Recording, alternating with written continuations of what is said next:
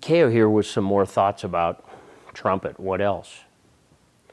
I remember the first time I really experienced what road chops were was when I returned from doing about 6 weeks with the Clyde Beatty Cole Brothers circus band back east. And it was a 9-piece band, so there were 2 trumpets, and then the band leader fronted the band and played a bunch of solos.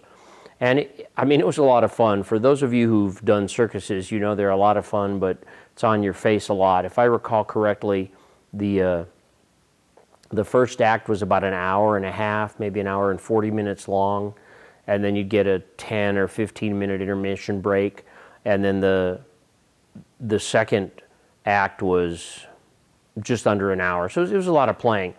And you did 2 shows every day, and what we called 6-packs on the weekend, where you do 3 on Saturday and 3 on Sunday. And in the case of this band, Clyde Beatty Cole Brothers, a day off was a travel day where you traveled from one venue to the next, and then you only had to do 1 show.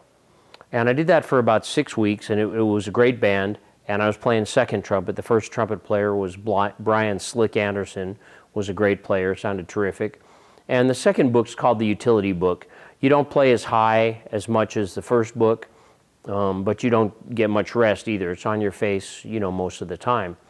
And having done a couple circuses before, I went in kind of cautious. In the first week or so, I didn't do much more than just play the book, get a feel for it, figure out where to rest, where you couldn't rest, where you can pour on the coals, where you can't.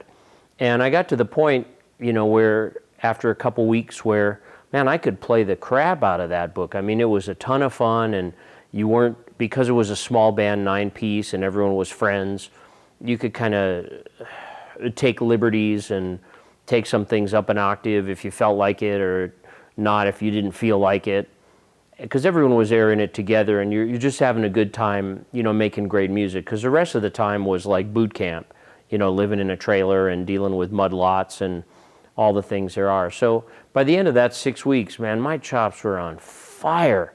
I remember virtually every show, I played some great high A's in the middle and a bunch of notes, and you're just all over the place, and you're tonguing, and it was just a lot of fun, and my chops were on fire.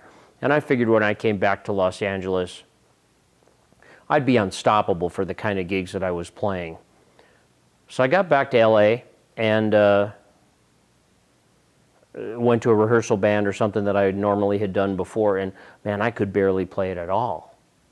And I was really scratching my head, but I realized, I started laughing, I said, I got road chops. So to me, what road chops are you're playing a show, the same show, over and over again every day, and you're not doing much else, especially on a circus, because it takes up so much time, that you get really good at playing the show. In other words, you can play that set of notes in that order, and you can play the crap out of it, but you get back, put into a new situation where you're playing different notes in different orders, and your chops aren't flexible enough, they're not ready enough, they're not where they need to be to do that type of thing.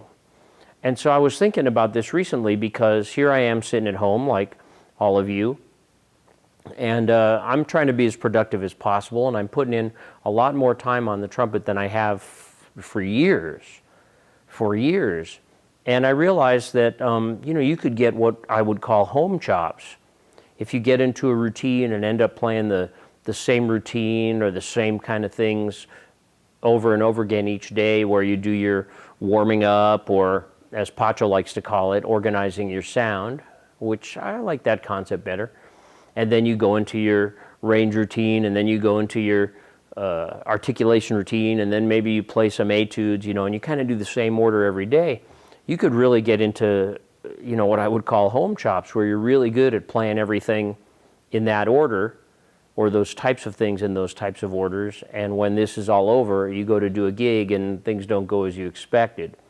So what I would recommend is, I learned years ago that routines are great. A daily routine or a weekly routine, or however you want to look at it, those are terrific as long as you don't become dependent upon them.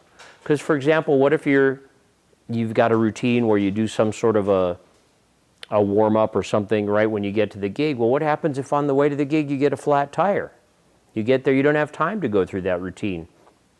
In fact, I remember being in Las Vegas once, and I got to go to, I think it was the Lido show. I could get this wrong. It was one of the shows where the band was up in a loft, and my friend Johnny Madrid was playing. That's how I got in, and Lynn Nicholson was playing. And if I remember, I probably have the story wrong. I know for a fact that Johnny was there and Lynn was there, and I'm not sure who the other player was there. Now that I remember, it was a young player.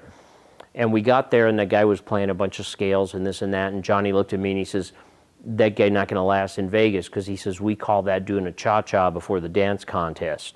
He says, you don't want to get into too much of that because you're tired before the show starts, you know, or like eating 10 pies before a pie eating contest.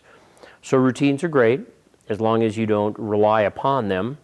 And I will leave you with that thought on this somewhat overcast and cold day here in Acton, California. And hope you enjoy your lockdown as much as possible, and practice well and practice correctly, and have a great day.